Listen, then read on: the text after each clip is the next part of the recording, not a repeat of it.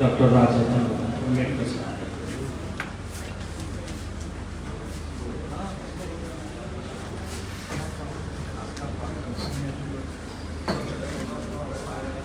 संविधान सुरक्षा आंदोलन के उत्तर प्रदेश राज्य के इस बैठक में उपस्थित मंच पर डायस पर उपस्थित सभी मान्यवर, मंच पर जिन्होंने अपनी बात रखी, Syed Saif Abbas Naqvi ji, president all India Asia joint committee, बंदे सुमित रतन जी, प्रेसिडेंट श्रमण संस्कृति संघ, ओबेदुल्ला आजमी साहब, लालमणि प्रसाद जी, राम धीरज जी, मोहम्मद शफी सेक्रेटरी संविधान सुरक्षा आंदोलन, शाहनवाज कादरी जी, परवेज आलम जी, धनंजय शर्मा जी, सभी डायस पर उपस्थित मान्यवर और आज की इस मीटिंग में बैठक में उपस्थित सभी भाइयों को, बहनों को, माताओं को, सभी लोगों का आज की इस मीटिंग में स्वागत करता हूं।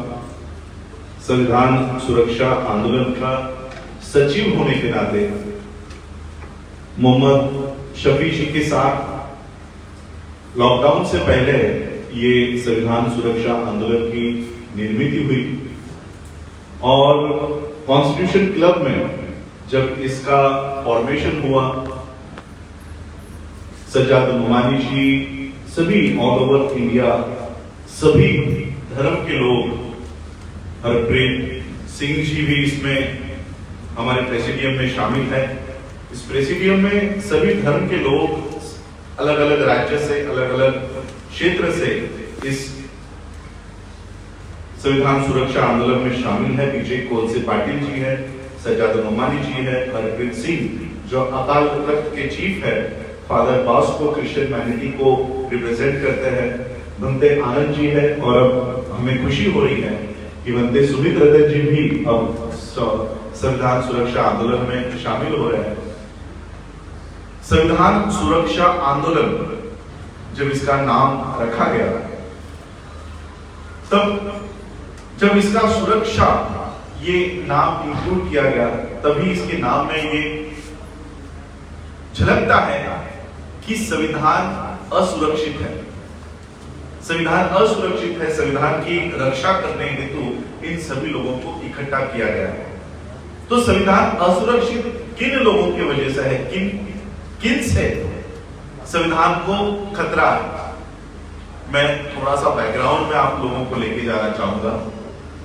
जब इस संविधान की निर्मित हो रही थी, जब इस संविधान का गठन, संविधान सभा का, कॉन्स्टिट्यूंट असेंबली का गठन हो रहा था, तब इस देश में एक ऐसा ऑर्गेनाइजेशन था जो संविधान के बनने के ही खिलाफ था।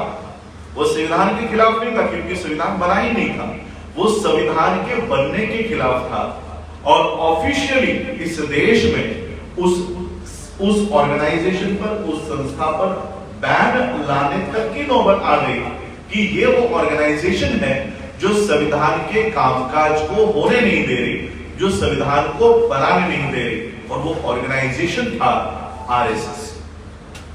आरएसएस वो ऑर्गेनाइजेशन था जो संविधान के बनने के खिलाफ था। आज 2022 चल रहा है, 2014 में आरएसएस की ऑफिशियल पॉलिटिकल विंग बीजेपी, जो आरएसएस की ऑफिशियल पॉलिटिकल विंग है, उसी के हाथ में संविधान चला गया। अब आप मुझे बताओ, जो लोग संविधान के बनने के खिलाफ थे, क्या वो संविधान को चलाएंगे? क्या वो संविधान को मानेंगे? तो ये साफ है कि जो लोग संविधान के बनने के ही खिलाफ थे, वो आज संविधान के समर्थक नहीं हो सकते और इन्हीं लोगों से हमको संविधान को सुरक्षित करना है, संविधान को बचाना है। क्या जितनी बातें हुई मैं उसको रिपीट नहीं करना चाहूंगा। एज ए सेक्रेटरी ऑफ संविधान सुरक्षा आंदोलन, हम लोगों को इस देश के आज जो देश के हालात हैं, ये काम हमारा नहीं है, ये काम ना तो शफी जी का है, ना तो आजमी जी का है, ना तो सुमित रतन जी का है, ना मेरा है। देश के संविधान की रक्षा करने की जिम्मेदारी ना तो इस हॉल में बैठे हुए लोगों की है, ना तो मंच पर बैठे हुए लोगों की है। अगर इस देश का विपक्ष अपनी भूमिका निभा सकता था तो ये काम हमें अपने हाथ में लेने की कोई जरूरत नहीं थी। लेकिन देश का विपक्ष अगर कमजोर हो तो देश के लोगों को विपक्ष की भूमिका अदा करनी चाहिए, अदा करनी होगी।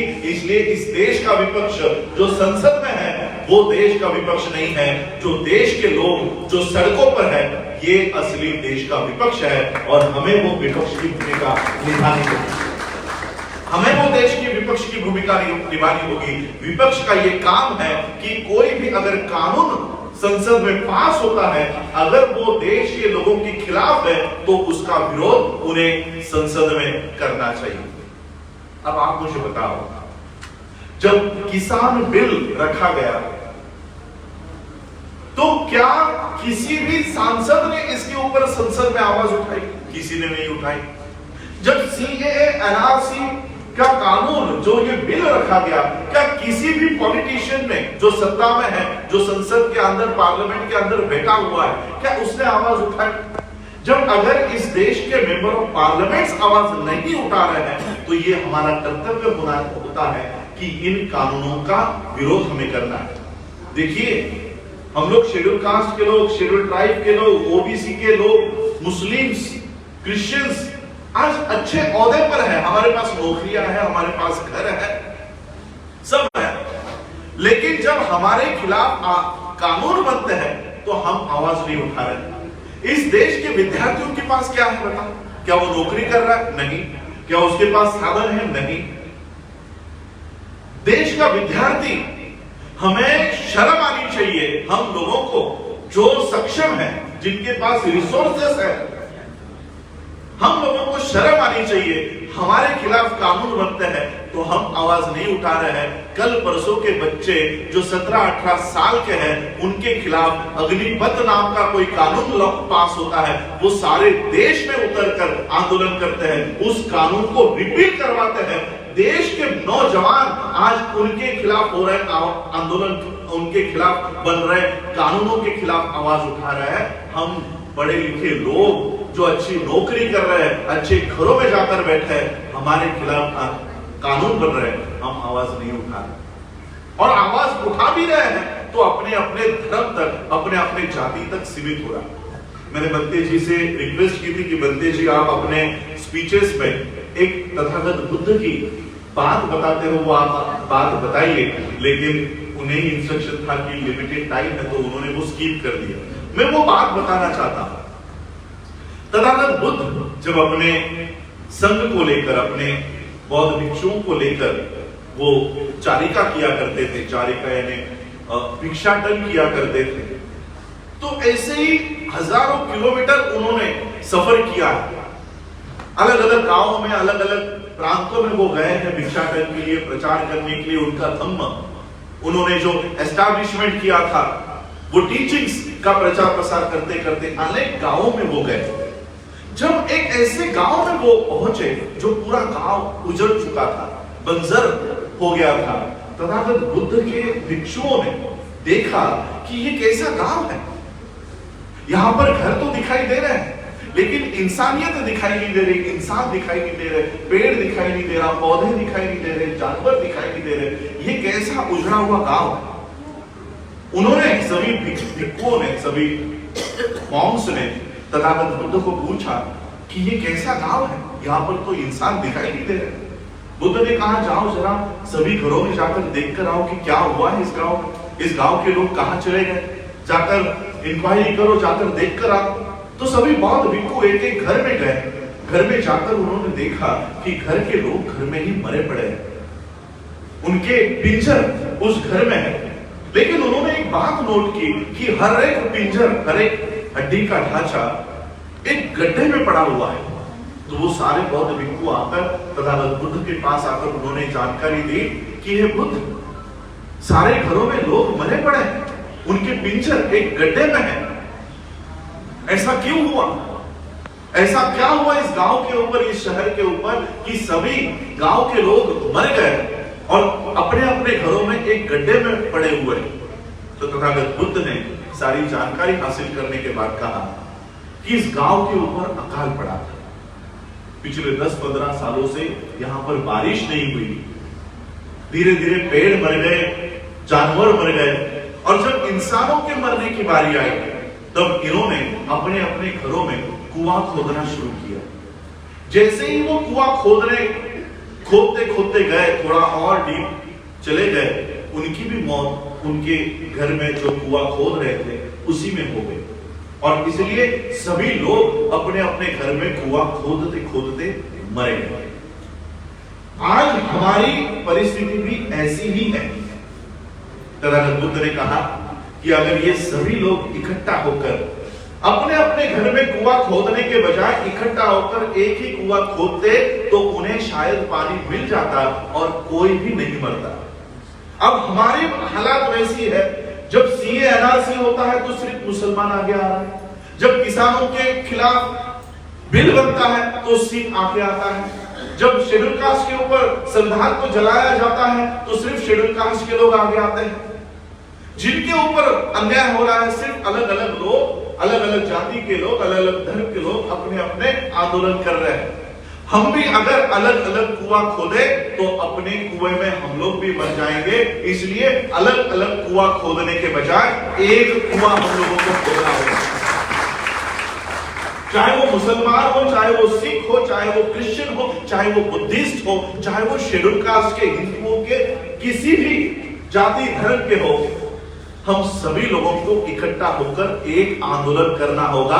और ये एक आंदोलन तैयार हम संविधान सुरक्षा आंदोलन के माध्यम से कर रहे हैं कि हमारे अलग अलग आंदोलन, राजस्थान में अलग आंदोलन चल रहे हैं, कर्नाटक में आंदोलन चल रहे हैं, महाराष्ट्र में चल रहे हैं, सभी यहां पर, ऐसा नहीं कि सिर्फ संविधान सुरक्षा आंदोलन ही आंदोलन कर रही है, ऐसा नहीं है। सभी लोग अपने अपने स्टेट्स में, अपने अपने डिस्ट्रिक्ट्स में काम कर रहे हैं संविधान को बचाने के लिए। एट्रोसिटीज के अगेंस्ट जितने भी कानून बन रहे हैं सभी लोग वहां पर काम कर रहे हैं, लेकिन वो सिर्फ डिस्ट्रिक्ट लेवल पर, स्टेट लेवल पर ही हो रहा है और उसका इफेक्ट नेशनल लेवल पर दिखाई नहीं पड़ रहा। देखिए, एक अन्ना हजारे का नाम हम लोगों ने सुना होगा। लोकपाल बिल का ड्राफ्ट उन्होंने तैयार किया। Lokpal bill itself is unconstitutional. वो खुद एक गैर संवैधानिक, असंवैधानिक मांग को लेकर वो लाखों लोगों को दिल्ली में इकट्ठा करता है। एक अन्ना हजारे लाखों लोगों को असंवैधानिक मांग के लिए अगर दिल्ली में इकट्ठा कर सकता है, तो क्या हम लोग संविधान को बचाने के लिए क्या दिल्ली में लाखों लोगों को इकट्ठा नहीं कर सकते? हम लोगों को उन निहत्थे किसानों से सीखना चाहिए, उन निहत्थों विद्यार्थियों से सीखना चाहिए। जब उनके खिलाफ जब कानून बनता है तो वो पूरे संगठित होकर वो लड़ाई लड़ते हैं। फैसिस्ट प्रधानमंत्री को वो पीछे हटने के लिए मजबूर करते हैं। हम लोगों को उनसे सीखना चाहिए। आज इसलिए संविधान सुरक्षा आंदोलन, चाहे वो कर्नाटक के लोग हो, कर्नाटक में भी हमारी कमेटी बनी है, महाराष्ट्र में कमेटी है, अलग अलग राज्यों में संविधान सुरक्षा आंदोलन, सभी ऑर्गेनाइजेशंस का एक ऑर्गेनाइजेशन बनकर इसको नेशनली और इंटरनेशनली ये हम लोग इसको रिप्रेजेंट कर रहे हैं।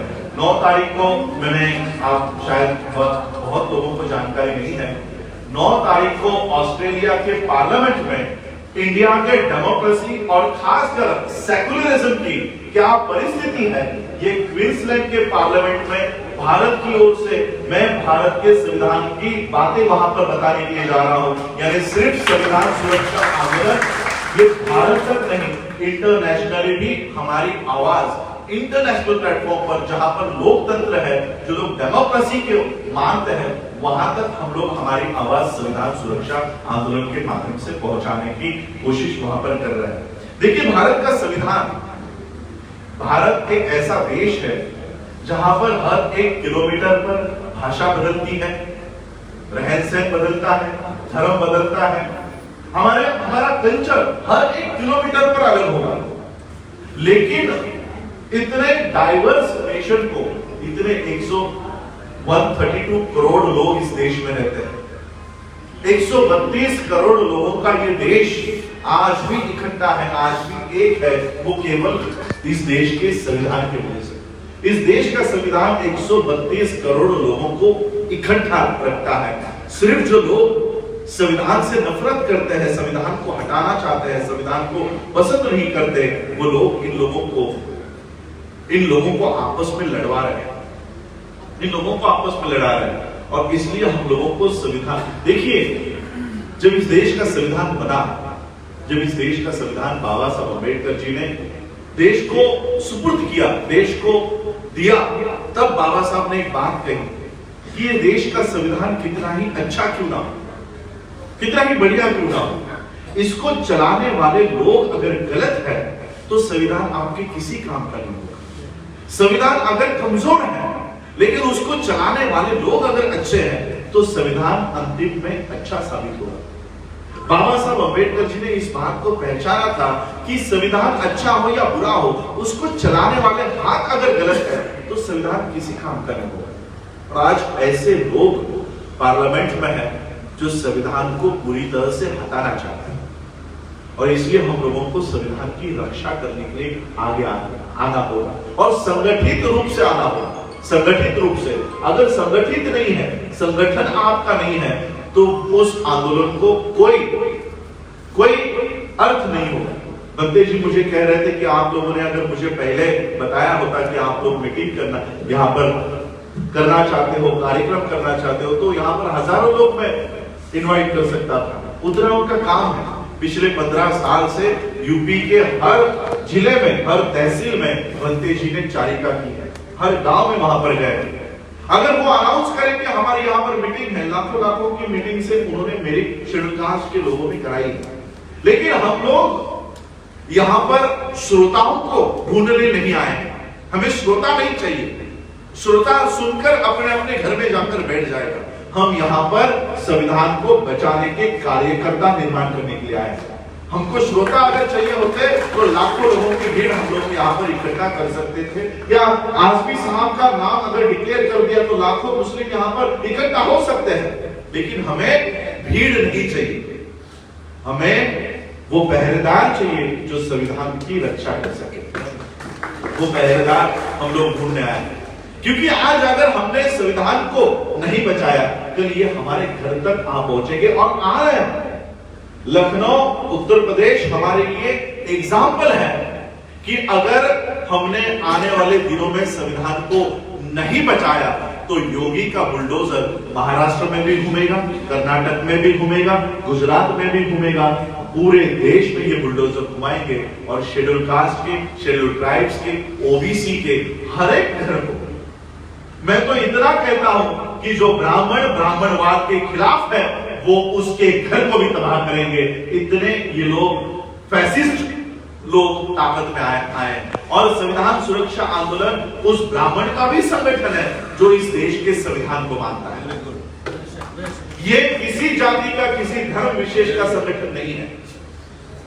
इस देश का जब संविधान लिखा गया तब ये देश का संविधान किसे अर्पण किया जाए, किसके लिए है, इसके ऊपर बहस चल रही थी। प्रियम्बल के ऊपर 17 दिन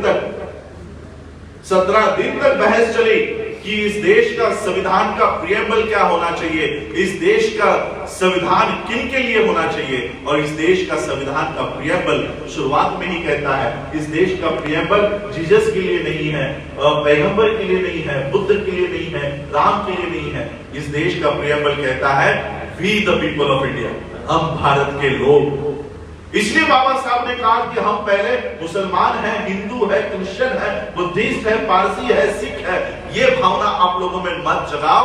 हम पहले भारतीय है और अंतिमता भी भारतीय है, ये भावना हम लोगों में होनी चाहिए।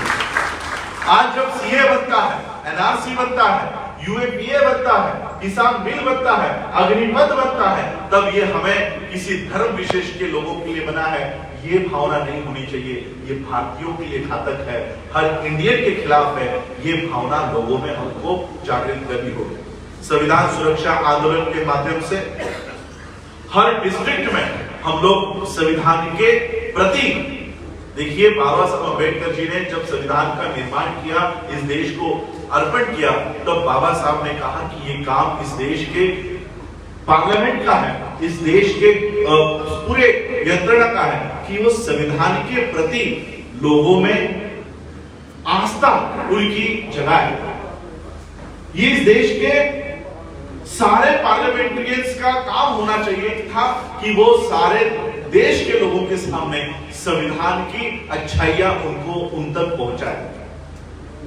राजस्थान में मेरे ख्याल से सभी जी को पता होगा, बीजेपी का एक सांसद जम्मू कश्मीर में, राजस्थान में संविधान के खिलाफ रैली निकालता है कि संविधान हमारे अधिकार कैसे छीन रहा है, इसकी रैली वहां पर निकालता है और संविधान का दहन करता है। बाबा साहब अम्बेडकर जी ने कहा कि संविधान के प्रति लोगों की आस्था तैयार करो। इस देश की पार्लियामेंटेरियंस संविधान के खिलाफ लोगों की आस्था तैयार कर रहे हैं। आप लोगों को पता होगा, जब हम लोग पिछले 1 साल पहले, 2 साल पहले, जब संविधान सुरक्षा आंदोलन के माध्यम से, बहुजन मैत्री संघ के आंदोलन माध्यम से संविधान की बातें लोगों को जब बता रहे थे, तब आपके यहाँ का कोई मंडलेश्वर, इन्होंने प्रेस कॉन्फ्रेंस लेकर कहा कि हम नया संविधान बनाने वाले हैं और वो संविधान धर्म के ऊपर आधारित होगा। ये इस लखनऊ में ये बात चली और आज भी वो संविधान का ड्राफ्ट बना रहे हैं।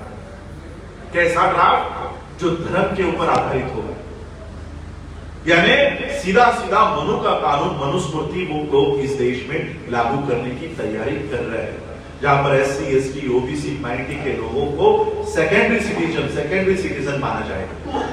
इस तरह का कानून इस देश में बनने जा रहा है।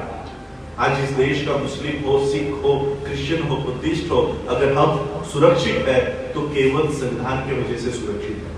इसलिए हम सभी लोगों को, मैं तो यही कहता हूं कि जो ग्रंथ हमको सुरक्षित रख रहा है, उसकी सुरक्षा करना हम लोगों का कर्तव्य है, हम लोगों का काम है कि जिस ग्रंथ से हम लोग सुरक्षित है, मुझे आप गर्व होता है। मुझे जब NRC CA के आंदोलन में हमारे लोग, मुस्लिम भाई, ज्यादातर मुस्लिम बहनें, जब बाबा साहब का फोटो लेकर आंदोलन कर रही थी, देश का ध्वज लेकर आंदोलन कर रही थी। इस तरह का आंदोलन देश भर में होना चाहिए। एक झंडा वो होगा हमारा राष्ट्रीय ध्वज। इस राष्ट्रीय ध्वज के नीचे हम लोगों को इकट्ठा होकर यह आंदोलन हम लोगों को करना है और इसलिए हम लोग ये संविधान सुरक्षा आंदोलन का संगठन पूरे देश भर में हम लोग यहाँ पर तैयार कर रहे हैं। इसमें सभी संविधान को चाहने वाले लोग, संविधान से प्यार करने वाले लोग, इसमें हम लोगों को इकट्ठा करने हैं पूरे देश भर में और इसको एक टर्म वाइज में, फेस मैनर में, अलग अलग राज्यों में हम लोग इसको लेकर जा रहे हैं। आज उत्तर प्रदेश की ये मीटिंग हो रही है। उत्तर प्रदेश में संवैधानिक सभी कास्ट के, सभी धर्म के लोग, आज मुझे अच्छा आनंद हुआ कि आज हमारे डायस में मुस्लिम्स हैं, बुद्धिस्ट हैं, हिंदू हैं। शर्मा जी भी आज हमारे डायस पर बैठे हुए हैं। सही मायने में यही वो संविधान है जो हमारे लॉ मेकर्स ने इस संविधान को बनाने की कोशिश की थी। तो हर एक राज्य में जो भी कानून यहाँ पर बने हैं, UAPA हो, CA हो, NRC हो, मेरी खुद की petition Buddhist society of India के माध्यम से सुप्रीम कोर्ट में CAA के अगेंस्ट में मेरी पिटीशन वहां पर है। आज तक उसकी डेट नहीं आई। देखिए सुप्रीम कोर्ट भी कैसे काम कर रहा है। कल नुपुर शर्मा के लिए उन्होंने तीखे शब्द कहे, लेकिन जजमेंट में कहीं पर भी उसका जिक्र नहीं। तो सिर्फ हवा में कही हुई बात ये रिकॉर्ड पर अगर नहीं लाते हैं तो ऐसी बातों का कोई महत्व नहीं है। तो ऐसे सुप्रीम कोर्ट से भी हम लोगों को कोई उम्मीदें नहीं है। हमारी लड़ाई हमें खुद लड़नी होगी। हमारी लड़ाई को हम लोगों को खुद सामने आकर लड़ना होगा। एक बहुत बड़े आंदोलन की शुरुआत हम यहाँ पर करने जा रहे हैं, लेकिन संगठित होकर। अगर संगठन नहीं है तो हमारे संगठन का कोई महत्व नहीं होगा। आज शेड्यूल कास्ट के लाखों संगठनाएं भारत में काम कर रही है।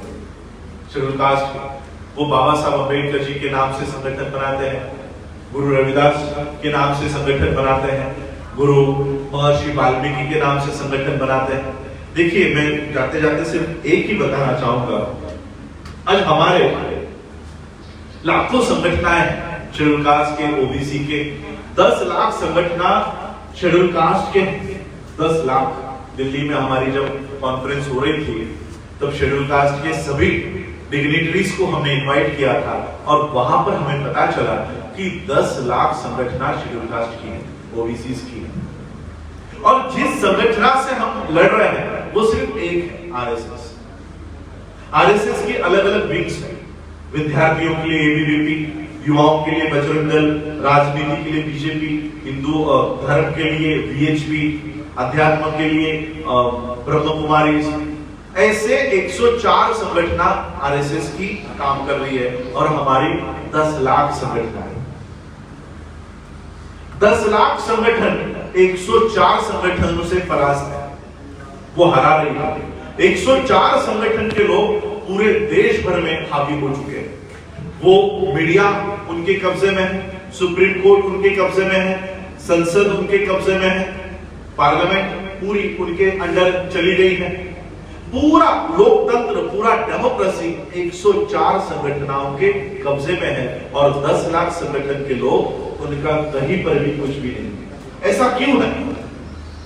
काम करने का तरीका, उनका काम करने का तरीका और हमारे काम करने के तरीके में जो अंतर है, जो बात मैं शेड्यूल कास्ट के लिए कर रहा हूं वो बात मुस्लिम के लिए भी लागू होती है।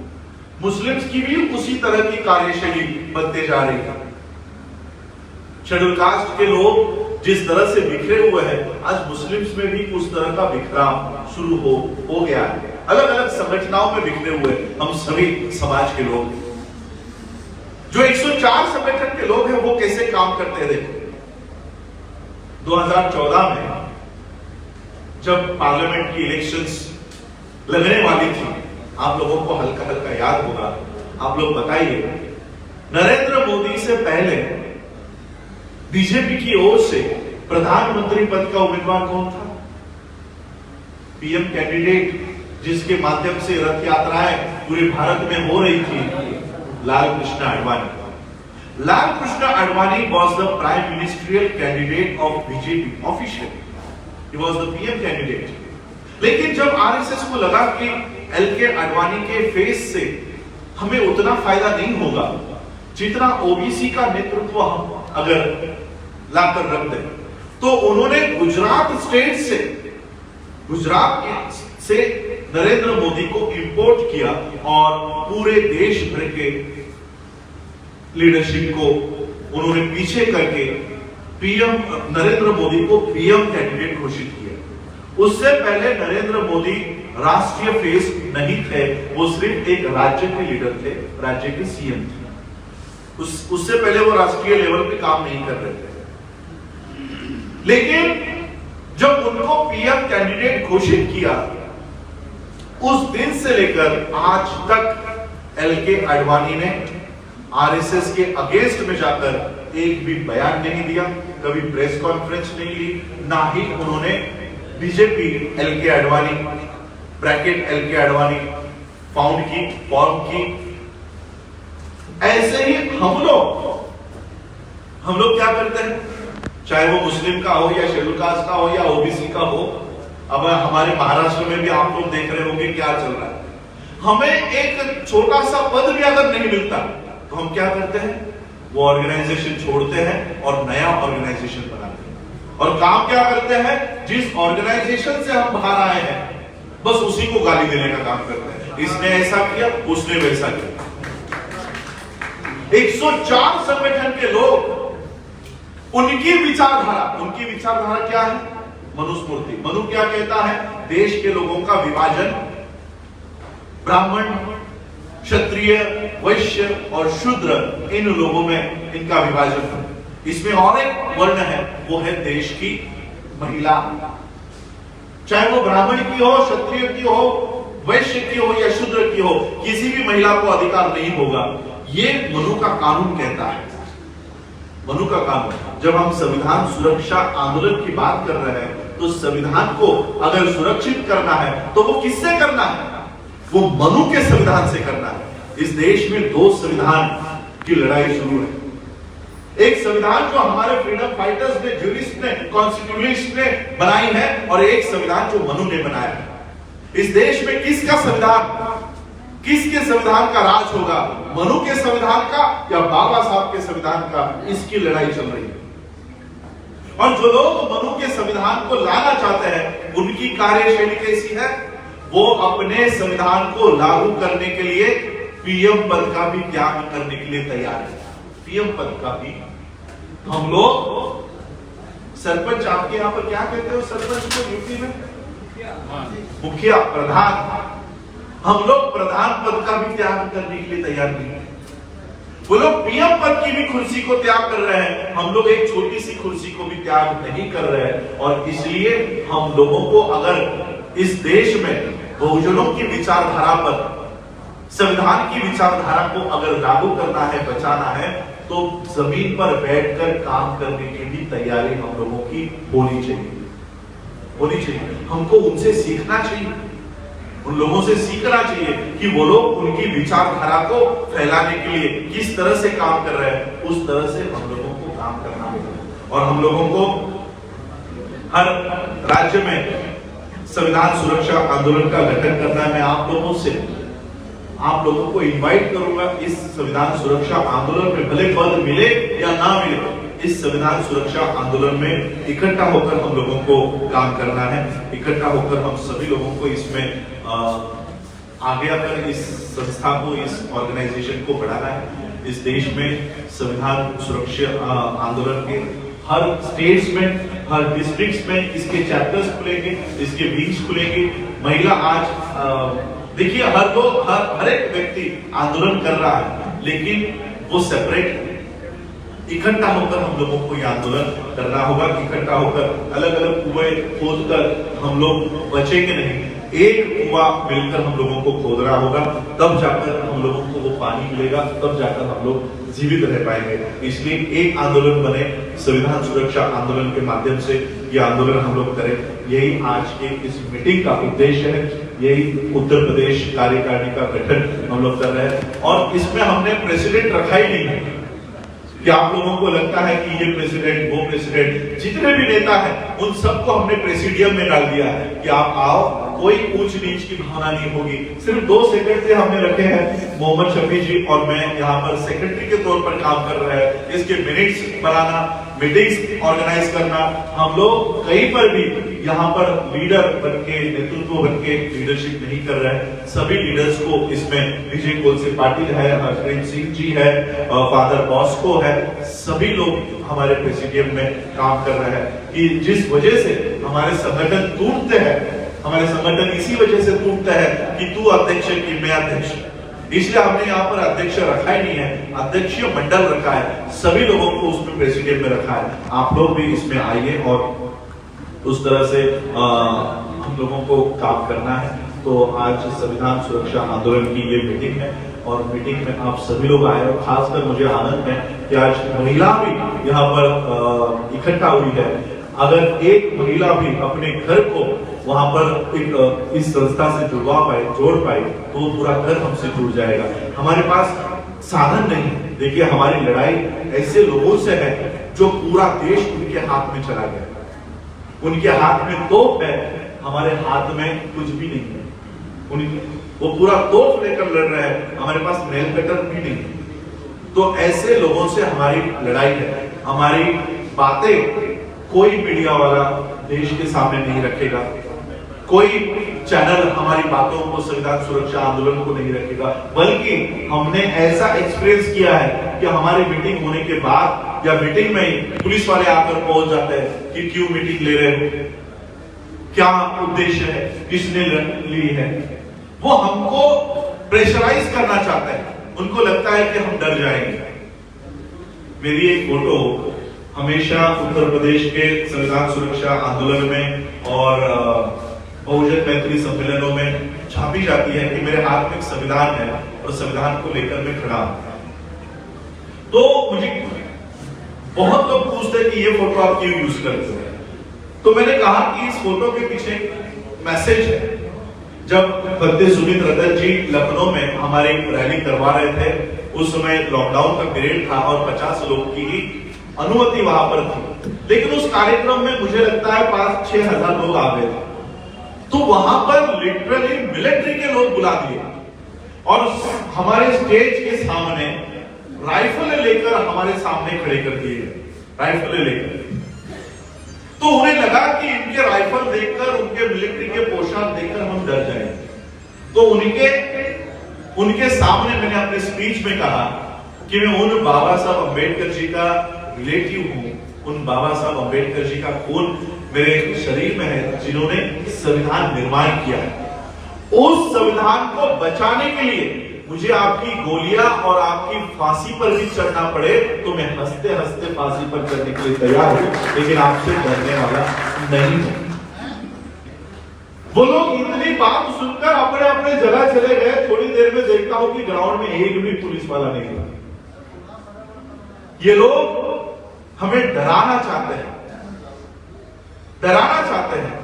कुत्ते को सिर्फ एक बार हट कर दिया ना, वो धूम दबा के भाग जाता है। बस आपको उनको हटाने की, हट करने की ताकत आप में आनी चाहिए।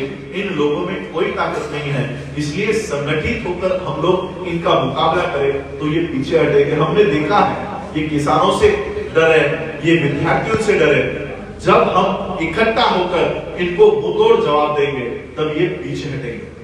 और आज जब संविधान की बात आती है तो लोगों को लगता है ये एक ही समाज के लोगों का मुद्दा है, एक ही लोगों का, एक ही जाति के, एक ही धर्म के लोगों का मुद्दा है। मैं आप लोगों को आज इस मीटिंग में मुस्लिम्स की संख्या ज्यादा है, इसलिए मैं आप लोगों को बताना चाहूंगा, जब बाबा साहब अम्बेडकर इस देश के संविधान को निर्माण करना चाहते थे, जब अंग्रेजों ने कॉन्स्टिट्यूएंट असेंबली का गठन कर दिया, बाबा साहब अम्बेडकर इस संविधान सभा में जाना चाहते थे। लेकिन उस समय बाबा साहब अम्बेडकर जी से कहा गया कि बाबा साहब इस संविधान सभा के दरवाजे ही नहीं, खिड़कियां भी आपके लिए बंद है। हम आपको इस संविधान सभा में आने ही नहीं देंगे। जब आप संविधान सभा में आओगे ही नहीं तो संविधान कैसे निर्माण करोगे? तब बाबा साहब अम्बेडकर जी की व्यथा पश्चिम बंगाल में बैठे हुए जोगेंद्र नाथ मंडल इन्होंने पहचानी और बाबा साहब अम्बेडकर जी को पश्चिम बंगाल में, वेस्ट बंगाल में बुलाया और बाबा साहब अम्बेडकर जी को संविधान सभा में भेजने के लिए उन्होंने अपने एक पार्टी के मुस्लिम कैंडिडेट को रिजाइन करने के लिए कहा और उस मुस्लिम कैंडिडेट की जगह बाबा साहब अम्बेडकर जी को भेजा। इस देश के मुसलमानों ने बाबा साहब अम्बेडकर जी को संविधान सभा में भेजा, तब जाकर बाबा साहब संविधान बना था। इसलिए ऐसा मत समझो कि ये संविधान तो सिर्फ अम्बेडकराइट लोगों का मुद्दा है, नहीं। इस देश के संविधान को बनाने के लिए मुसलमानों ने भी बाबा साहब को उतना ही साथ दिया है। इसलिए इस देश के संविधान का मुद्दा सिर्फ मुसलमानों का, बौद्धों का, अम्बेडकराइट्स का, सिखों का, इनका ही नहीं, सभी भारतीयों का मुद्दा है। और इसलिए इस देश के संविधान की सुरक्षा करना हम सभी भारतीयों का काम है। और इस देश में जो सेकुलरिज्म को लेकर चल रहा है, धर्मनिरपेक्षता, ऐसा मत समझो कि ये मुसलमानों के खिलाफ है। मैं अपने चैनल के माध्यम से ये बताना चाहता हूं, ये शेड्यूल आज मुस्लिम है, कल बुद्धिस्टों के लिए भी ये कानून है। एंटी कन्वर्जन लॉ बना दिया गया है गुजरात में। हमारे, आज मैं जिस संस्था का प्रेसिडेंट के तौर पर काम कर रहा हूं, बुद्धिस्ट सोसाइटी ऑफ इंडिया, हमारे ऊपर केसेस क्यों? तो सिर्फ बुद्धिस्ट बौद्ध धर्म की दीक्षा हमारे शेड्यूल कास्ट के लोगों को हमने दी, इसलिए गुजरात में हमारे ऊपर एफआईआर है। ये गुजरात का एफआईआर पूरे देश भर में होगा अगर हमने एंटी कन्वर्जन लॉ को हटाया नहीं तो। आज एंटी कन्वर्जन लॉ आपके यहाँ पर शायद से उन्होंने लव जिहाद का कुछ नाम दे दिया है। लव जिहाद का मतलब क्या है? यानी हिंदू धर्म के अलावा किसी धर्म की, किसी भी धर्म की यहां पर दीक्षा नहीं होगी। मोहन भागवत का कहना है कि इस देश में अगर आपको रहना है तो हिंदू बनकर रहना होगा, हिंदू बनकर। अगर जो हिंदू नहीं है तो उसको सेकेंडरी सिटीजनशिप। इन सभी जो मुद्दे संविधान के खिलाफ है, सभी मुद्दे हमारे एजेंडे के ऊपर है। सभी मुद्दे हमारे एजेंडे के ऊपर है। इसलिए संविधान सुरक्षा आंदोलन को पूरे देश भर में हम लेकर जा रहे हैं। इसमें क्रिश्चियंस, मुस्लिम्स, सिख्स, माइनॉरिटी, सभी माइनॉरिटी हमें साथ दे रही है और सभी लोगों का नेतृत्व लेकर हम लोग ये चला रहे हैं। मैं आप लोगों को इनवाइट करता हूँ, आइए और पूरे देश भर में इस संविधान सुरक्षा आंदोलन को मजबूत कीजिए। इतना ही मैं आज प्रसंग में कहता हूँ और अपनी वाणी को विराम देता हूँ। आप सभी लोगों ने मुझे सुना, उसके लिए आप लोगों का जय हिंद।